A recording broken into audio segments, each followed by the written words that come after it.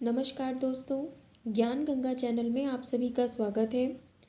अभी तक हम लोगों ने एंशिएंट हिस्ट्री से रिलेटेड जितने भी टॉपिक कंप्लीट किए हैं, तो उसमें हमारा मौर्य डायनेस्टी चल रहा है और हमने लास्ट हमारी क्लास में ये मौर्य वंश के जितने भी प्रतापी शासक हुए हैं उनके बारे में पूरा अध्ययन किया और उसके साथ ही साथ उनकी प्रशासनिक, सामाजिक, राजनैतिक जो भी व्यवस्थाएं थीं उन सारी व्यवस्थाओं के बारे में चर्चा की।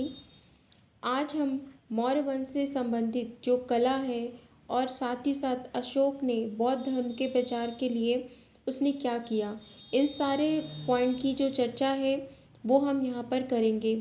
चलिए शुरू करते हैं आज की क्लास को। सबसे पहले हम लेंगे मौर्यकालीन कला। देखिए, मौर्यकालीन जो कला थी वो दो स्तरों पर प्रारंभ हुई थी।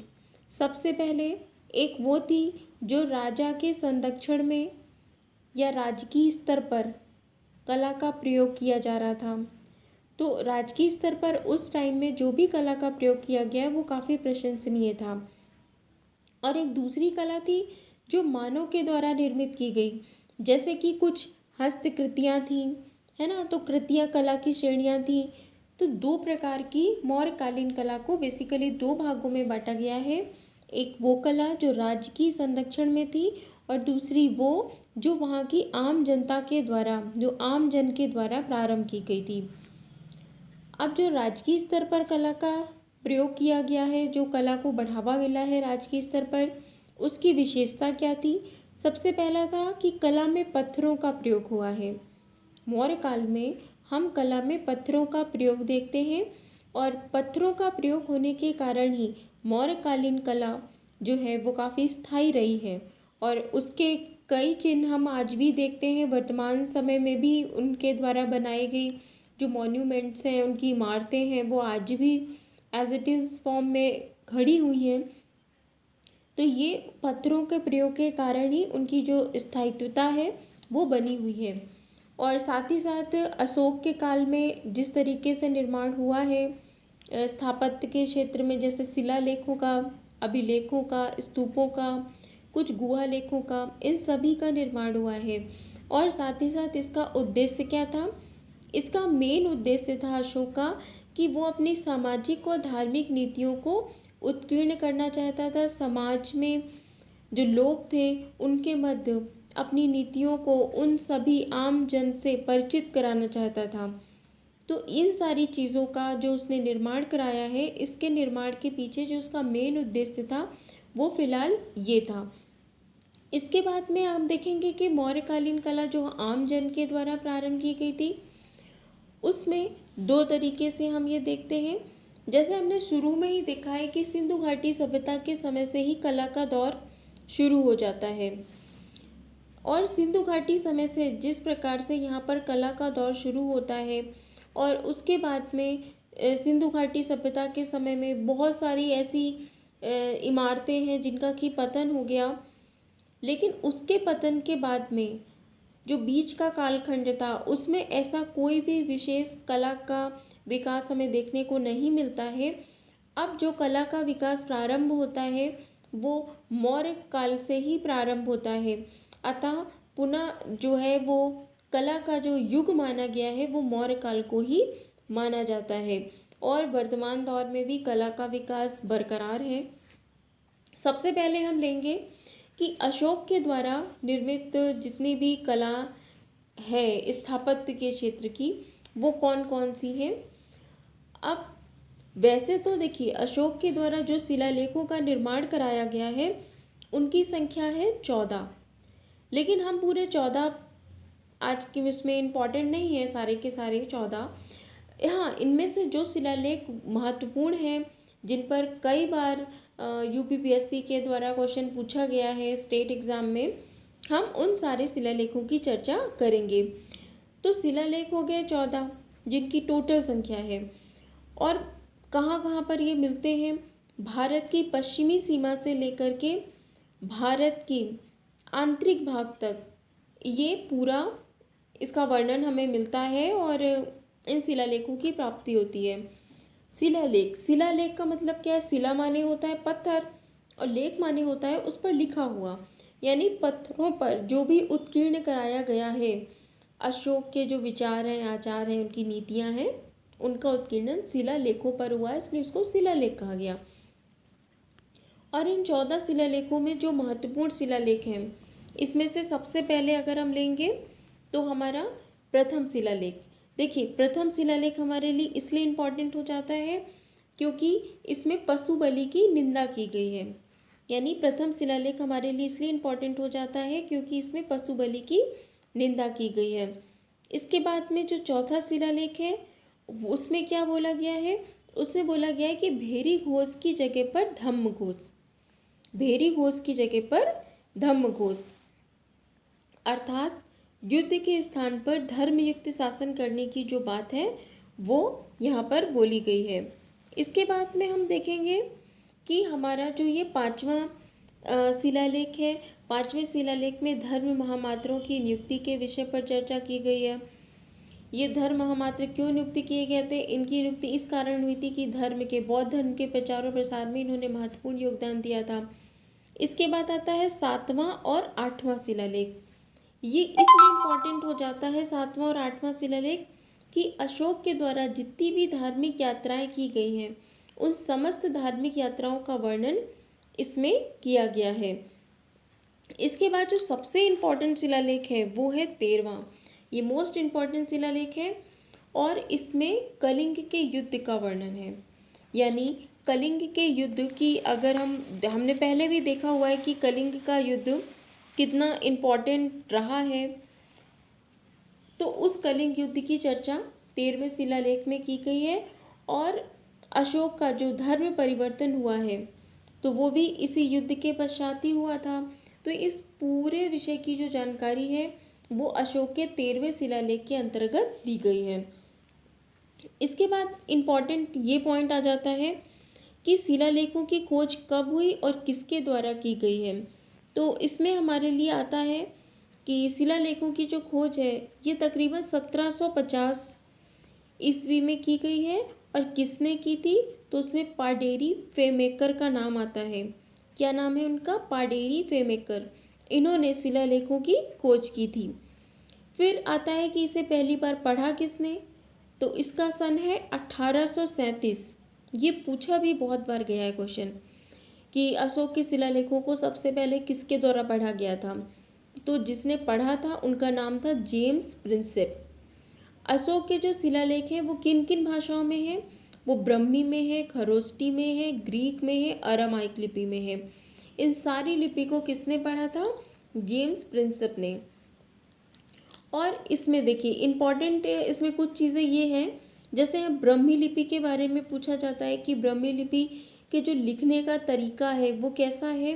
तो ये बाईं से दाईं ओर लिखी जाती है। जो ब्रह्मी लिपि है ये बाईं से दाईं ओर लिखी जाती है। और इसके साथ ही साथ जो खरोष्टी लिपि है ये दाईं से बाईं ओर लिखी जाती है। ये अंतर है इन दोनों के मध्य में। और जो खरोष्टी लिपि बोली गई है वो भारत के उत्तरी क्षेत्रों में ज़्यादातर। इसके बाद ग्रीक और अरामाइक लिपि अगर हम देखेंगे तो ये अफ़गानिस्तान के क्षेत्र में ज़्यादातर इसका जो एरिया है जहाँ पर ये ज़्यादा बोलचाल में देखने को मिलती है तो वो ये आता है। इसके बाद है कि अशोक ने सिर्फ शिलालेख ही नहीं बनवाए, अशोक ने कुछ पिलर भी बनवाए हैं। इनकी संख्या कितनी है? 7। स्तंभों की जो संख्या है 7, लेकिन उनमें से कुछ ही महत्वपूर्ण है। और इन स्तंभों की जो स्थापना की गई है वो क्यों की गई है? वो है कि इसमें धार्मिक उद्देश्यों का वर्णन किया गया है। तो जो अशोक के द्वारा ये जो स्तंभ बनवाए गए हैं इसमें धार्मिक उद्देश्यों का वर्णन किया गया है। इसके साथ ही साथ जो सारनाथ स्तंभ है, सारनाथ स्तंभ पशु आकृति राष्ट्रीय चिन्ह। देखिए जो सबसे इम्पोर्टेंट है अशोक का स्तंभ वो है सारनाथ स्तंभ। इस सारनाथ स्तंभ से क्या लिया गया है? देखिए हमारा जो राष्ट्रीय चिन्ह है वो भी यहीं से लिया गया है। इस यहाँ पर बने हुए जो 4 सिंह हैं वही हमारा नेशनल सिंबल है, हमारा राष्ट्रीय चिन्ह है। और ये 4 जो पशु हैं ये कौन कौन से हैं? इसमें जो आता है वो घोड़ा है, हाथी है, सिंह है, बैल है। ठीक है। यहाँ पे 24 तीलियों वाला चक्र है वो हमारे राष्ट्रीय झंडे में लिया गया है, झंडे के चक्र में है, उसको स्थान दिया गया है। तो सारनाथ स्तंभ इस वजह से काफ़ी इम्पॉर्टेंट है। फिर है गुहा विहार या फिर गुहा लेक, जो कि अशोक के टाइम में बने हैं। तो इसमें सबसे पहले ये जो गुहा विहार या गुहा लेक होता क्या है, ये ऐसे स्थान होते हैं जो कि भिक्षु होते हैं उनके द्वारा निवास करने का जो क्षेत्र होता है उसे गुहा विहार कहा जाता है। ये बनाते कैसे हैं, पहाड़ों को काट करके इनका निर्माण किया जाता था और गुफा के रूप में भिक्षुओं के निवास हेतु इसका निर्माण होता था। सबसे पहले इसका निर्माण के जो साक्ष्य है वो कहाँ से मिलता है, वो बोलते हैं अशोक ने सर्वप्रथम अशोक ने क्या किया था कि सर्वप्रथम बाराबार की जो पहाड़ियाँ थी जो कि बिहार में है बाराबार की, उसको काट करके आजीविकों के लिए गुफा बनवाई थी। ये जो बाराबार की पहाड़ियाँ हैं ये गया में स्थित है। और आजीवक क्या है, आजीवक एक संप्रदाय था। इसके जो मेन संस्थापक थे उनका नाम था मक्खली गोशाल। ठीक है। इसके बाद आता है कि अशोक का ही जो पौत्र था, पुत्र नहीं, अशोक का जो पौत्र था उसका नाम था दशरथ। उसने भी अपने दादा की तरह गया में ही, जो गया का क्षेत्र है, गया में ही नागार्जुन पहाड़ियों को काट करके, गया की नागार्जुन पहाड़ियों को काट करके गुहा लेक बनवाया था। तो जो नागार्जुन की पहाड़ी को काट करके गुहा लेक बना है वो दशरथ के द्वारा बनवाया गया है, जो कि अशोक का पौत्र था। इसके बाद आता है कि स्तूपों का निर्माण हुआ है। स्तूप बेसिकली होता क्या है, देखिए स्तूप में हम करते क्या है कि अवशेष, जो भी अवशेषों का संरक्षण जो है वो इन स्तूपों के द्वारा किया जाता है। ये जैसे एक इस तरीके से स्तूप बनाए गए थे।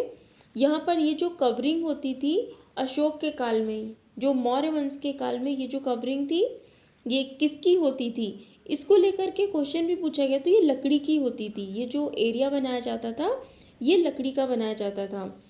इसका जो घेराव जिसको बोल सकते हो आप, ये लकड़ी का होता था। लेकिन फिर बाद में जब मौर्यों के पतन हुआ है उसके बाद में शुंग वंश आता है।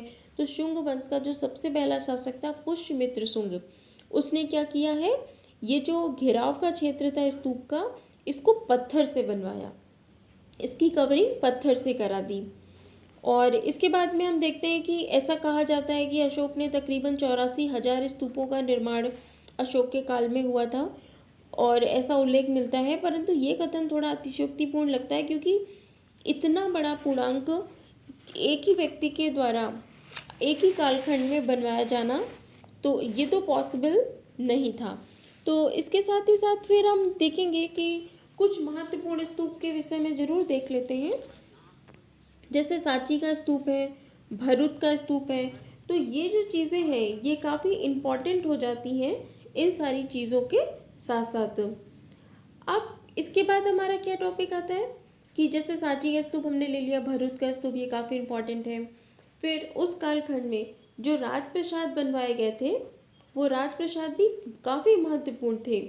और उन राजप्रसादों के बारे में यदि हम देखेंगे तो पाटलिपुत्र का महल, पाटलिपुत्र का जब हम महल लेंगे सबसे पहले, इसके विषय में कहा जाता है कि ये एक ऐसा महल था जिसकी तुलना देवताओं के महल से की गई है, जो पाटलिपुत्र का महल था। तो इतनी इसमें ऐसी क्या खूबी थी कि इसकी जो तुलना है ये देवताओं के महल से की गई है। इसके विषय में कहा जाता है कि यहाँ पर पत्थर के पिलर थे। ये तकरीबन 80 पिलर पर खड़ा हुआ एक महल था और ये पिलर पत्थर के थे। फर्श और इसकी जो छतें बनी थी वो लकड़ी की बनी हुई थी। और ये बीपीएससी पे बहुत बार क्वेश्चन पूछा गया है कि इसकी फर्श और छतें किसके बने हुए थे, तो वो लकड़ी के बने हुए थे। ये समानता कलाकृतियाँ राजा के संरक्षण में ही विकसित हुई थी, किंतु इसके अतिरिक्त कुछ और भी कलाकृतियाँ थी जिनका विकास हुआ। जैसा कि हमने आरंभ में देखा, दो तरीके से क्लासीफाई किया कला को, एक वो जो राजा के संरक्षण में आगे फली फूली है और दूसरी वो जो आम जन के द्वारा शुरू की गई है। तो अब हम देखेंगे कि समाज के आम जन ने जिस कला को आगे बढ़ाया उसको हम लोक कला के नाम से जानते हैं। यक्ष यक्षिणी की मूर्ति जो है वो आम जन के द्वारा ही बनाई गई। पहले यक्ष यक्षिणी को हम देवताओं के दूत के रूप में इनको देखा गया, किंतु बाद में यही मूर्तियां देवी देवताओं के रूप में इन्हें शामिल कर लिया गया। और यक्ष यक्षिणी की मूर्ति की यदि हम बात करें तो पटना का एक एरिया है दीदारगंज, वहाँ से यक्ष यक्षिणी की जो मूर्तियाँ हैं वो हमें प्राप्त होती हैं। इसके अलावा यूपी और बिहार के अन्य क्षेत्रों से भी प्राप्त होती हैं। फिर इसके बाद आता है कि इस कालखंड में जो हमें NBPW यानी कि उत्तरी काली पॉलिश मृदभांड जो मिले हैं मौर्य काल में, वो NBPW ही प्राप्त होते हैं। इसके बाद आता है अशोक का धम्म। अशोक ने जो बौद्ध धर्म को स्वीकार किया तो इनको ने उपगुप्त के द्वारा ही इनको बौद्ध धर्म स्वीकार कराया गया था।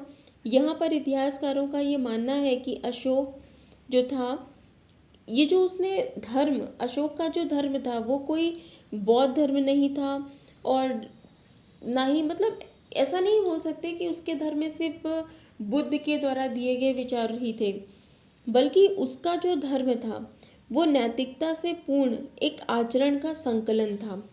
ये जो पॉइंट है ये मेंस के पॉइंट ऑफ व्यू से इम्पॉर्टेंट है और ये आपको उसमें हेल्प करेगा, क्योंकि उस पर एक क्वेश्चन होता है ना कि जैसे बुद्ध अशोक थे, इस पर बौद्ध धर्म का प्रभाव था, उस पर चर्चा कीजिए।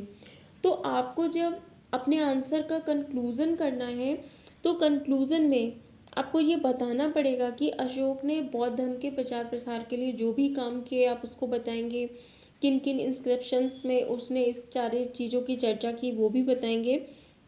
लेकिन जब आप एंडिंग पॉइंट पर पहुंचेंगे तब ये बताएंगे कि अशोक का बौद्ध धर्म कोई सिर्फ एक सीमित रूप में बौद्ध धर्म तक ही सीमित नहीं था, उसका जो धर्म था वो नैतिकता से पूर्ण आचरण का संकलन था जो कि विभिन्न धर्मों का सार था।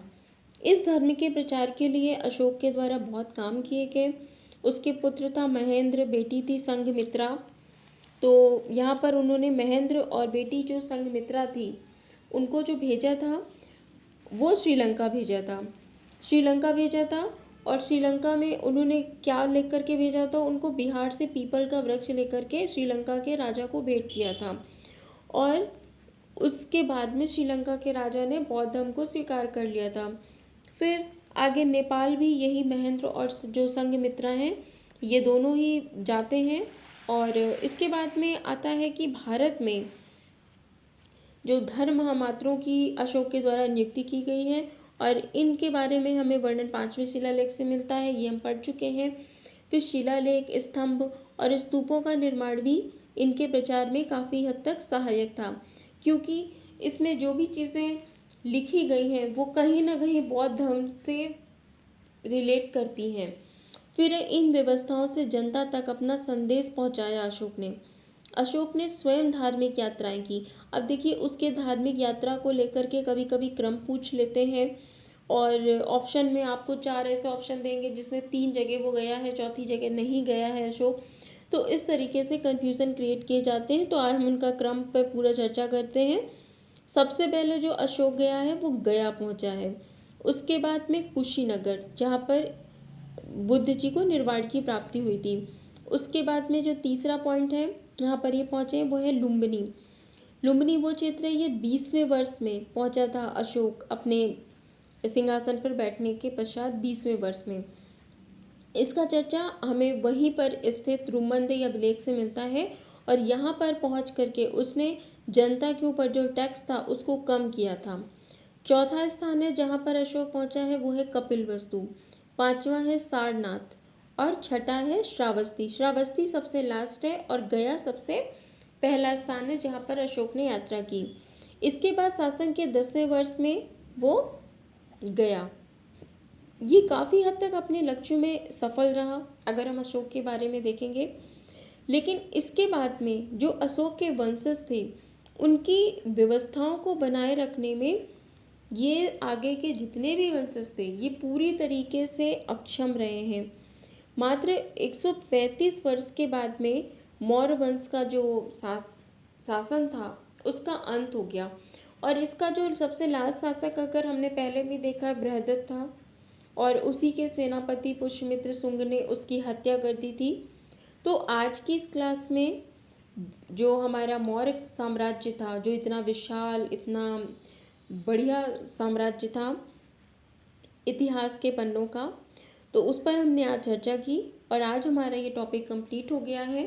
नेक्स्ट जो हमारी क्लास होगी वो हमारी लेटर मौर्यन एज या पोस्ट मौर्यन एज या उत्तर मौर्य एज, इसके बाद में जितने भी छोटे छोटे डायनेस्टीज़ हैं उनका उदय हुआ है इतने बड़े साम्राज्य के पतन के बाद में, तो हम उन डायनेस्टीज़ के बारे में चर्चा करेंगे। उनके जो भी इम्पोर्टेंट पॉइंट हैं वो सारे इस क्लास में डिस्कस करेंगे। तो आज के लिए इतना ही, और धन्यवाद आप सभी लोगों का। मेरे चैनल को अगर अच्छा लग रहा हो तो लाइक और सब्सक्राइब ज़रूर करें। धन्यवाद।